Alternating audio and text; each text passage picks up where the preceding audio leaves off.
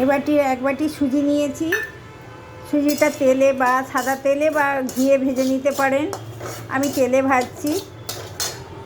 সুজি ভাজা হয়ে গেছে, ব্রাউন ব্রাউন হয়ে গেছে। দেখুন বন্ধুরা, সুজিতে গন্ধও বেরিয়েছে। এখন আমি দেবো 2টো এলাচ আর একটু তেজপাতা আর একটু নারকেল কুড়ো।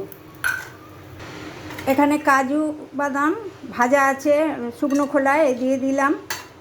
ভাজা ভাজা হয়ে গেছে। এবারে জল দেব। গরম জল করা ছিল, দিলাম। এবারে আপনি জলটা যেমন খাবেন, দানা দানা খেলে কম জল দেবেন, আর একটু মানে পুরো হয়ে গলে যাবে খেলে একটু বেশি জল দেবেন।